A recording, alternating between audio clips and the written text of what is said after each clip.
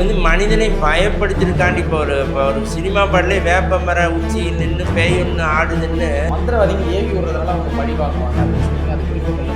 இப்போ ஏவி விடுறதுக்கு ஏதாவது குட்டி சாத்தானோ அல்லது கை கருப்போ அல்லது எச்சன்னியமோ மை மாந்திரிகம் எந்திர தந்திர மந்திரங்கள்லாம் இருக்கு.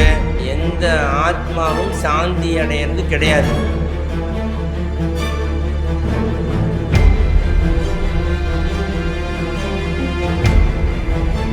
இப்போ நம்ம நிறைய விஷயத்த பேசிக்கிட்டே இருக்கோம். எனக்குள்ள ஓடுற விஷயம் என்னென்னா, இந்த ரூமில் வந்து நம்ம லைட்லாம் வச்சுருக்கோம். லைட்லாம் ஆஃப் பண்ணால் கும் இருட்டாயிடுது.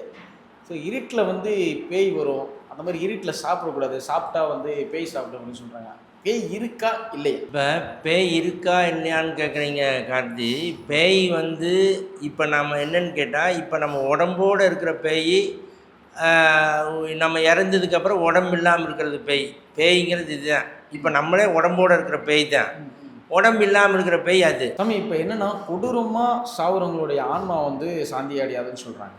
அப்போது சாந்தி அடையாத ஆன்மா வந்துட்டு இப்போ ஆக்ஷன் பண்ணுறாங்க இல்லையா? ஸோ அவங்கள பழி வாங்குறதுக்கான வாய்ப்புகள் இருக்கா? அதெல்லாம் வந்து இறந்து உடம்பை விட்டு போயிட்டாலே இங்கே எதிரியும் இல்லை நண்பனும் இல்லை. அது ஆத்மா. அந்த ஆத்மா பாவ புண்ணியத்திற்காக பிறவி எடுத்து வந்திருக்கு. அந்த பாவ புண்ணியத்துக்காண்டி பிறவி எடுத்து அந்த கர்மா முடிஞ்சால் அந்த உடம்பு விட்டு அது போயிட போகுது. அது பழி எடுக்கிறதுக்கெலாம் அதுக்கு எந்த ஒரு இதுவும் கிடையாது. இயல்பில் அது இல்லை.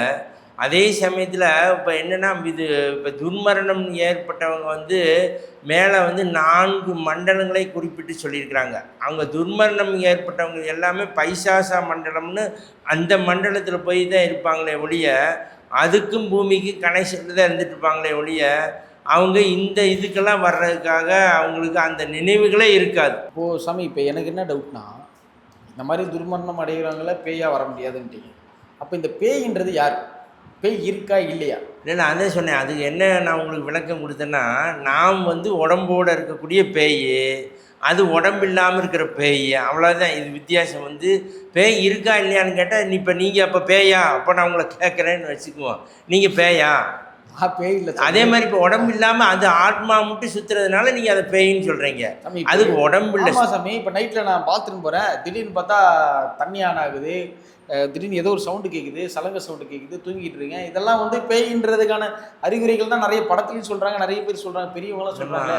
இல்லை, அது வந்து முற்றிலும் தவிர்க்கப்படக்கூடிய ஒரு வார்த்தை. என்னன்னு கேட்டால், இது வந்து மனிதனை பயப்படுத்திருக்காண்டி. இப்போ ஒரு சினிமா பாடலே வேப்ப மர உச்சியில் நின்று பேய் ஒன்று ஆடுதுன்னு விளையாட போகும்போது சொல்லி வச்சாங்கன்னு ஒரு பாட்டு வருது. இப்போ அது என்ன காரணம்? நம்மளை கோழைத்தனமாக ஆக்கிறதுக்காக, நம்மளை பயப்படுத்துறதுக்காக சொல்ல வந்த வார்த்தையை ஒழிய, கண்டிப்பாக இந்த ஆத்மா இந்த உடம்பை விட்டு போனால் அதற்கு பேயின்னு நம்ம சொல்கிறோம்.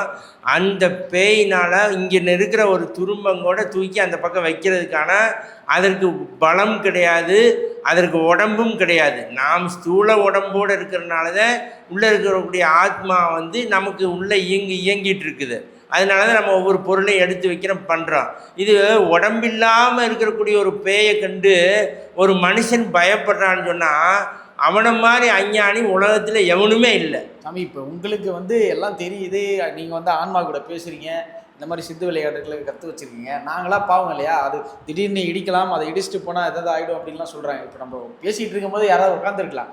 ஸோ இந்த மாதிரி பயங்களை இப்போ லைட் போட்டுருக்கிறதுனால நாங்கள் தெளிவாக உட்காந்து பேசுகிறேன் சாமி. இப்போ லைட் ஆஃப் பண்ணிட்டீங்கன்னா நான் வந்து வேறு மாதிரி இருக்கும். ஸோ அதனால் எனக்கு இந்த பயத்தை போக்கணுன்றதை, பேய் அப்படின்னு இந்த ரூமில் ஆன்மாக்கள் இருக்கா இல்லையா, இதை எப்படி கண்டுபிடிக்கிறது?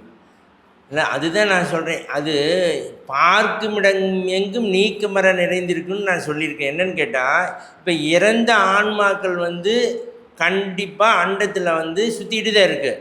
அதை நான் வந்து மறுக்கலை. அதற்கு அடுத்த பிறவி கிடைக்கும் மட்டும் அந்த காலகட்டம் மட்டும் அது சுற்றிட்டு இருக்கு.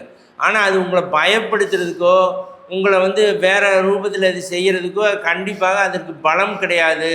அதற்கு ஒரு உடம்பு வேணும். அதற்கு இந்த மாதிரி வந்து செய்வனை பண்ணக்கூடியவர்கள் வந்து அதை ஒரு ஆயுதமாக பயன்படுத்தி அந்த ஆத்மாவை வச்சு பண்ணுறாங்க. அதனால அந்த ஆத்மா அதில் ஈடுபாடு இல்லாமல் தான் இருக்கு, அதற்கு துன்பமாகத்தான் இருக்கு. அப்படி இருக்கக்கூடிய ஆன்மாக்களை நானே யமலிங்கத்தில் வச்சு அதற்கு மனசை சாந்திப்படுத்தி அந்த நிலையிலிருந்து மாற்றி கொடுத்துட்ருக்கேன். ஒவ்வொரு நாளுமே அந்த ஆன்மாவுக்கு நான் மோட்சத்தை சாந்தியை கொடுத்துட்டு தான் இருக்கேனே ஒழிய, அது வந்து இன்னொரு அதுக்கு ஒரு உடம்பு வேணும்.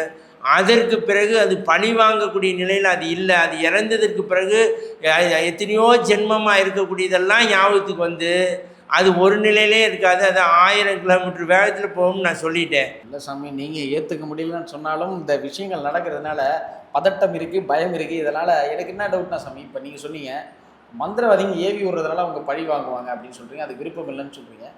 அப்போது இந்த மந்திரவாதிகள் அந்த இதை ஏன் அவங்கள யூஸ் பண்ணுறாங்க? அப்போது அதை அவங்கள யூஸ் பண்ணிக்கலாமா ஆன்மாவாக இருந்தால்? இல்லை, வேறு வழி இல்லைப்பா. அவங்க ஸ்தூல உடம்பை வச்சு ஒருத்தருக்கு வந்து செய்வினை பண்ண முடியாது. காரணம், அது ஏவி விடுறதுன்னு நம்ம சொல்கிறேன். இப்போ மூலிகையின் மூலமாகவோ அல்லது வந்து எந்திர தந்திரத்தின் மூலமாகவோ ஒரு வகை இருந்தாலும் கூட, இப்போ ஏவி விடுறதுக்கு ஏதாவது குட்டி சாத்தானோ அல்லது கை கருப்போ அல்லது எச்சன்னியமோ அல்லது வந்து 300 குட்டிகளை குறிப்பிட்டு சொல்லி மொண்டி குட்டியோ இப்படிலாம் சொல்லி வராங்க. இதெல்லாம் வச்சு ஏவி விடுறது ஒரு கணக்கு இருக்குது. எதை ஏவி விட்டாலும் அதுவும் ஒரு ஆன்மா தான், முதல்ல நீங்கள் தெரிஞ்சுக்கணும். அப்போ அதுவும் ஒரு ஆன்மாவாக இருக்கிறனால தான் அதை வச்சு பண்ணுறாங்க. இந்த மாதிரி இந்த ஒரு மனிதன் வந்து 80 ஆண்டு காலங்கள் உயிரோடு இருக்கலாம்னு ஒரு கணக்கு இருந்தால், அவன் 60 வயதிலே ஒரு கண்டம் ஏற்பட்டு இறந்துட்டா அந்த 20 ஆண்டு காலங்கள் அவன் பூமியிலே உலாவிட்டு இருப்பான் 1000 கிலோமீட்டர் வேகத்தில். அதை நீங்கள் நல்லா தெரிஞ்சுக்கிட்டேன். அந்த உலாவக்கூடிய ஆன்மாவை அதற்கு தேவையான வஸ்துக்களை கொடுத்து அவன் தன் வசப்படுத்தி அதை வச்சு ஏவுறதா ஒரு கணக்கு இருக்குது. அப்படி ஏவிட்டு இருக்கிறாங்க. இப்போ குட்டிச்சாதான் அதெல்லாம் கிடைக்காதவன் வந்து இந்த மாதிரி இதை வச்சு ஏவுறதுக்காக மை மாந்திரிகம் எந்திர தந்திர மந்திரங்கள்லாம் இருக்குது. அதை வச்சு பண்ணுறாங்களே ஒழிய அவன்கிட்ட வந்து அது நேரடியாக வர்றதும் இல்லை, அவனுக்கு அது பண்ணுறதுக்கு அதுக்கு நேரமும் இல்லை. இப்போது எனக்கு என்ன டவுட்னா சாமி, இப்போ ஏதோ ஒரு இடத்துல ஒரு உறவினர்கள் யாரோ ஒருத்தவங்க உறவினர்கள் வந்து ஆக்சிடென்ட்னால இறந்துடுறாங்கன்னு வச்சுக்கோங்களேன், அவங்களுடைய ஆத்மா வந்து சாந்தி அடைஞ்சிச்சா இல்லையா, இந்த மாதிரி விஷயங்களில் மாட்டி சிக்கி தவிக்குதா அப்படின்றது எப்படி கண்டுபிடிக்கிறது? இல்லை, எந்த ஆத்மாவும் சாந்தி அடையிறது கிடையாது. அவன் தாய் தந்தை மனைவி குழந்தைகளோடு வாழ்ந்து அந்த சிற்றின்பத்திலே மூழ்கி அவன் பேரின்ப நிலை அடையாமல் அவன் போய் வந்து மரணம் அவனுக்கு ஏற்பட்டால் அவனுடைய ஆத்மா சாந்தி அடையவே அடையாது. அது அப்படி சாந்தி அடைஞ்சிட்டுங்கிறது சொல்கிறது வந்து பொய்யான வார்த்தை. ஏன் சாந்தி அடையாதுன்னா, அவனை வந்து அதை பூரணமாக அனுபவிக்கலை. நான் என்னுடைய பேரனை விட்டுட்டு போயிட்டேன், என்னுடைய மனைவி விட்டுட்டு போயிட்டேன், என்னுடைய குழந்தைகளை விட்டுட்டு போயிட்டேன்னு அந்த ஏக்கத்திலேயே அந்த ஆத்மா சுற்றிக்கிட்டே இருக்கும். அதுக்கு வந்து சாந்தி கிடைக்காது. ஞானத்தை அடையாமல் மோட்சத்தை அடையாமல் நாம் கபாலத்தில் அந்த வெட்ட வெளியில் கொண்டு போய் நம்முடைய சுவாசத்தை நிறுத்தாமல் நம்முடைய வாசியை நிறுத்தாமல் அந்த ஆத்மா ஞானத்தை அடையாமல் சாந்தி அடையவே முடியாது. அது அத்தனையும் வந்து பொய் தான். அது இப்படி தான் அது உலாவிட்டு இருக்கு. ஏன்னா அது ஏக்கத்தோடு உலாவி அதற்காக அடுத்த பிறவி கிடைக்கும்ட்டு அது இருந்து வெயிட் பண்ணி இறைவன் அதற்கப்புறம் அந்த ஆத்மாவுக்கு பிறவி கொடுக்குறான். அது பாம்போ பள்ளியோ தெரியாது, மனுஷனாக கிடையாது. இப்போ நீங்கள் பேசிகிட்டு இருக்கும்போது ஒரு விஷயம் சொன்னீங்க, மனுஷங்க வந்து 60 வயசில் செத்துட்டா 20 வருஷம் வாழ்க்கை இருக்குது, ஸோ அது வரையும் சுற்றிட்டு இருப்பாங்க அப்படின்னு சொல்லிட்டு. இப்போ சில பேர்லாம் 100 வயசு 80 81 82லாம் போகிறாங்களே, அவங்களாம் எப்படி செத்த உடனே அது சாந்தி நிலைக்கு போயிடுவாங்களா இல்லை எப்படி சாமி? இல்லைப்பா, நீங்கள் கேட்குறது என்னென்னா, ஒருத்தன் 80 வயசு இருக்கணும்னா ஜாதகத்தில் இருக்குது. அவன் 80 வயசு வரையில் வாழ்ந்துட்டு இறந்து போனால் அவன் சாந்தியாகத்தான் அடைவானான்னு நீங்கள் அப்படி கேட்குறீங்க. அது வந்து கண்டிப்பாக நான் உண்மை இல்லைன்னு சொல்லிட்டேன். ஏன் உண்மை இல்லைன்னா, அவன் இறக்கும் பொழுது சித்திரம் என்றால் ஓவியம், குப்தம் என்றால் ரகசியம். இந்த சித்ரா குப்தன் வந்து முன்னாடி நாம் இறக்கும் பொழுது ஒரு ஸ்க்ரீன் மாதிரி தெரியும். அதில் வந்து அவன் பிறந்ததுலேருந்து இறக்க மட்டும் என்னென்ன பாவ புண்ணியங்கள் செஞ்சான், என்னென்ன அவனுடைய அனுபவங்கள் அவனுக்கு ஏற்பட்டதெல்லாம் ஸ்க்ரீன் மாதிரி தெரியும் பொழுது அவனுடைய கண்ணில் வந்து கண்ணீர் வழியுது. கண்ணீர் வழிஞ்சு அதற்கப்புறம் அவன் வந்து கண்ணீர் வழிஞ்சிட்டாலே பொதுவாக என்ன சொல்கிறாங்கன்னா, அவன் ஏக்கத்தோடு தான் இறக்குறான். இத்தனையும் விட்டுட்டு போகிறங்கிற ஏக்கத்தோடு இறக்குறான். அதற்காக மறுபடியும் வந்து அவன் பிறக்கிறான். அதுதான் உண்மையை ஒழிய கண்டிப்பாக சாந்தியை ஒருபோதும் அவன் அடைய முடியாது. சரி, ஒரு லாஸ்ட்டாக ஒரே ஒரு கொஸ்டின் சொல்லுங்கள். இது ரொம்ப நேரமாக டவுட் ஓடிக்கிட்டே இருக்கு மண்டக்கில். என்னென்ன சாமி, இப்போ அதான் சில படத்துலலாம் பார்த்துருங்க, தண்ணி டேப் ஆன் ஆகுது, சலங்க சவுண்ட் அடிக்குது, இதெல்லாம் பேய் பண்ணுமா இல்லை பண்ணாதா, இல்லை வந்து படத்தில் மட்டும் தான் பண்ணுமா? பேய்ங்கிறது நான் முன்னாடி சொல்லிட்டு உடம்போடு இருக்கிற பேய் நான், நாம் அது உடம்பு இல்லாமல் இருக்கிற பேய், அதற்கு ஏதோ ஒரு உடம்பு கிடைச்சி அந்த உடம்புல பூந்து நம்முடைய ஆத்மா பலம் இழந்து இருந்தால், அங்கே பயம் இருந்தாலே இன்னொரு ஆத்மா போடுறதுக்கான வாய்ப்புகள் கண்டிப்பாக ஒவ்வொரு மனிதன்கிட்ட இருக்குது. அதெல்லாம் உண்மைதான். ஆனால் கண்டிப்பாக இந்த ஒரு நிலையில தான் அது பண்ண முடியுமே ஒழிய, நீங்கள் நினைக்கிற மாதிரி உங்களுக்கு பயம்தான் இதற்கு மூல காரணம். சாமி இப்போ இன்னொரு விஷயங்கள் சொல்லிட்டு இருக்காங்க, இந்த ரேகை இருந்தால் இவங்களுக்கு பேய் பிடிக்கும் அப்படின்னு சொல்லிட்டு. என்ன ரேகை இருந்தால் பேய் பிடிக்கும்? இப்போ நம்முடைய கையில் என்ன சொல்கிறாங்கன்னா, ஒரு மனிதன் இப்போ ஜனன காலத்தின் பொழுது இன்றைக்கு 60 கோடி பேர் நமக்கு மக்களுக்கு ஒரு லக்னம் என்பது 2 மணி நேரம் 2 மணி நேரத்திற்கு ஒருக்கா ஒரு லக்னம் மாறுது. ராசி என்பது ஒரு நாளைக்கு ஒரு நட்சத்திரங்கிற மாதிரி 2.25 நாளையும் முட்டு, அதாவது 9 பாதம் வரையிலுமே 2.25 நாளுக்கு ஒருக்கா ஒரு ராசி மாறுது. இப்போ இப்படி இருக்கக்கூடிய ஒரு காலகட்டத்தில் இந்த 60 கோடி மக்களில் பிறக்கிறாங்க, ஒரு லக்னத்தில் பிறக்கிறாங்கன்னு வச்சுக்குவோம். இப்போ நீங்கள் கைரேயை பற்றி கேட்டீங்க, நான் இதை சொல்லித்தான் அதில் வரணும். இப்போ 2 மணி நேரத்தில் ஒரு லக்னம் மாறுதுன்னா, இப்போ இந்த 2 மணி நேரத்தில் பிறக்கக்கூடிய குழந்தைகளுக்கு எல்லாமே ஒரே மாதிரி ஜாதகம் இருக்கிறதில்ல. அங்கே ஏற்கனவே வர ஒரு சிக்கல் இருக்குது. இப்போ என்ன சொல்கிறாங்க, ஒவ்வொரு நட்சத்திரத்துலேயும் ஒவ்வொரு ராசிக்கு 9 பாதங்களை குறிப்பிட்டு சொல்லி 320 டிகிரியில் 360 டிகிரியில் 12 ராசியும் செல்லாயிடுது. இப்படி 12 ராசி செல்லக்கூடிய இந்த 2 மணி நேரத்தில் இந்த 9 நட்சத்திரங்களில் பாதங்களை குறிப்பிட்டு சொல்லும் பொழுது, இந்த 9 பாதங்களும் ஒரு ராசியில் இருக்கும் பொழுது 2 நிமிடத்திற்கு ஒருக்கா ஒவ்வொரு மனிதனுடைய அந்த தலைவிதியே மாறிட்டுருக்கு. இப்போ 2 நிமிடத்திற்கு முன்னாடி ஒருத்தன் பிறந்தவன் பணக்காரனாக இருக்கான், 2 நிமிடத்திற்கு பின்னாடி பிறந்தவன் ஏழையாக இருக்கிறான்.